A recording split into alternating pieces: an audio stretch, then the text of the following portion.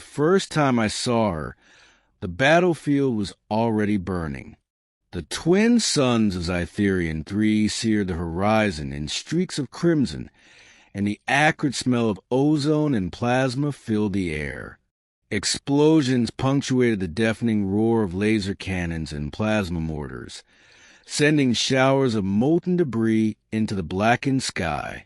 And there, amid the chaos, she fell, the alien princess. I had been sent as part of a human diplomatic unit, ostensibly to observe the escalating tensions between the Zytherian Empire and the federated human colonies. But the moment her golden hair, so impossibly luminous it almost seemed to glow, tumbled over her delicate shoulders, and she collapsed beneath the fire of enemy bombardment, I knew observation would not suffice. Not today. I ran through the smoking wreckage of armored skimmers and shattered turrets, dodging fire from alien war drones whose segmented bodies and glowing red eyes tracked me as if sensing my intent. My pulse pounded in my ears, drowning out everything except the singular thought. I could not let her die. She was the heart of a civilization I barely understood.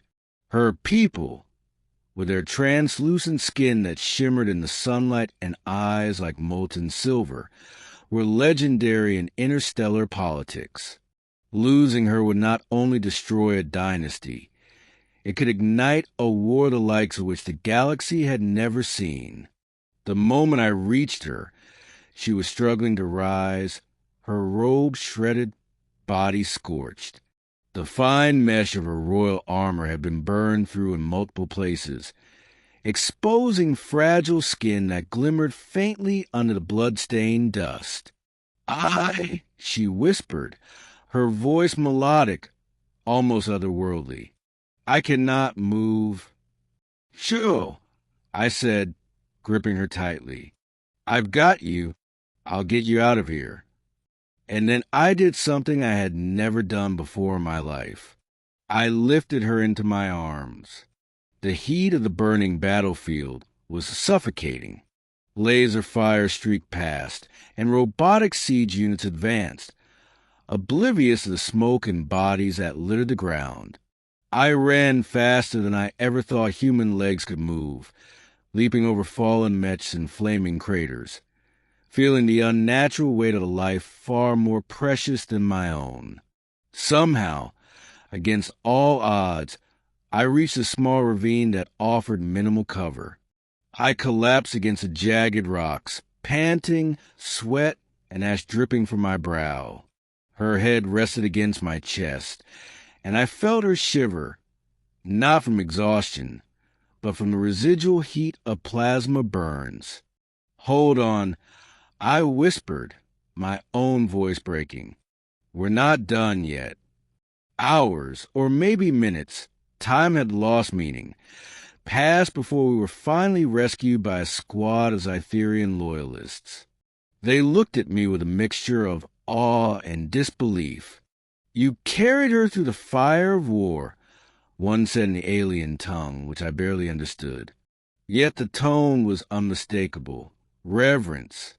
By the time the war ended, though in truth, it never truly ends in these sectors, I had become more than a human observer. I was a man who had risked everything for the Princess of Zytherian, and she, in turn, had looked at me not with gratitude alone, but with something deeper, something that sent an unsteady warmth across my chest.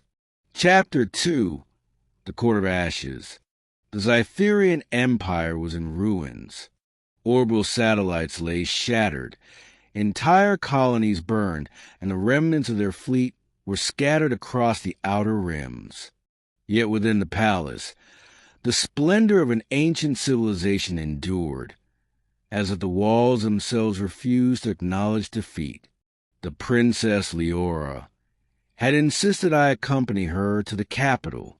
You saved me, she said softly. You will be honored where you deserve, or the Empire will dishonor itself. I protested, pointing to my human credentials. I'm just a soldier, a diplomat, nothing more. She smiled, the curve of her lips like sunlight on molten silver. You are more than that. You carried me through fire. You carried the weight of a future none of us dared imagine. At the palace, the queen awaited. She was magnificent, more formidable than any warlord I had faced on the battlefield. Her presence radiated authority, her eyes sharp as crystalline daggers. And yet, when they fell on me, there was a glimmer of something unreadable, a spark of approval, or perhaps curiosity. You survived, the queen said, her voice echoing to the marble hall. You carried my daughter through flames that would have killed any Zytherian. Tell me, human, why?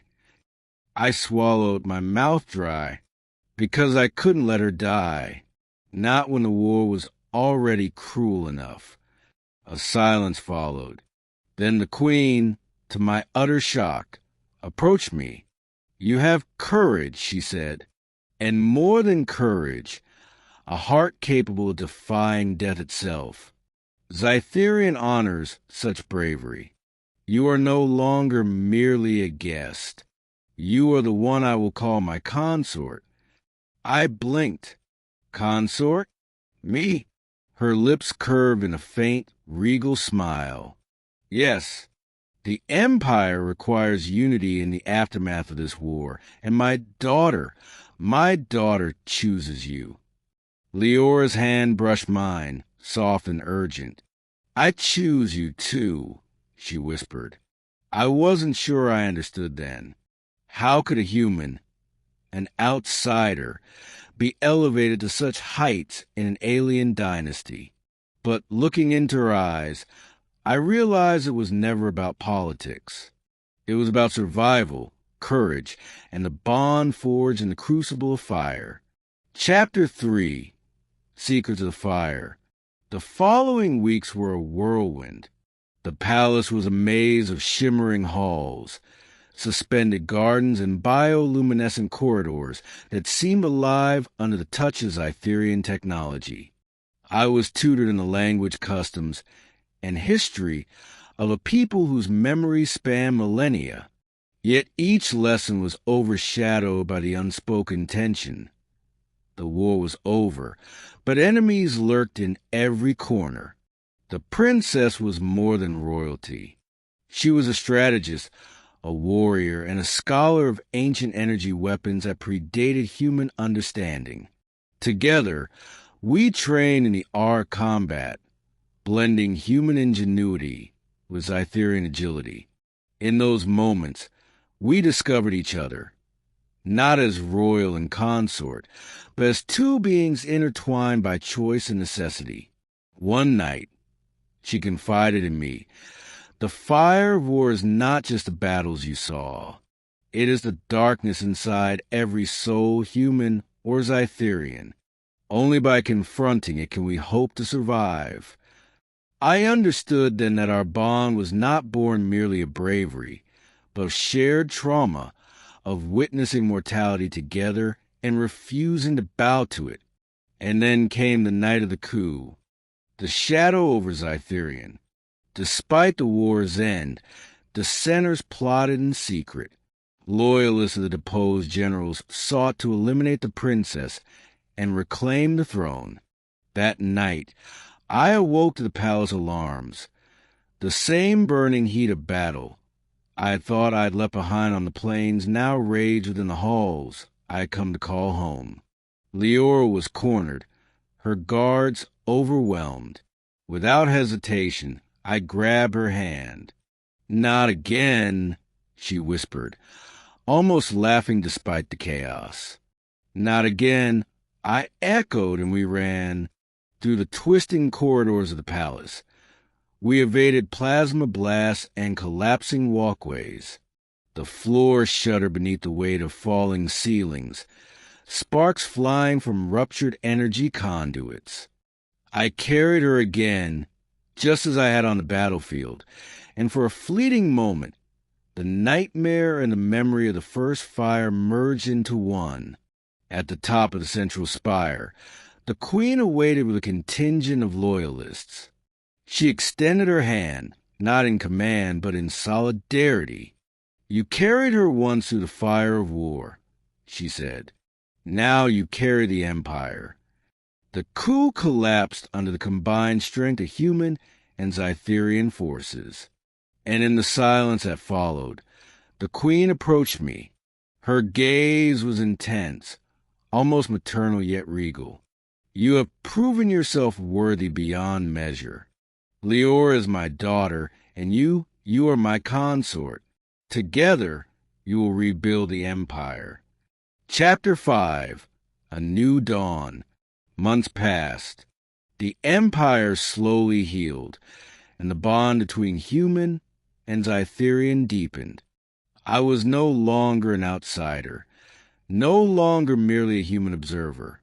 I was a participant, a partner, a protector of a civilization that had welcomed me not out of obligation, but out of respect and recognition of courage.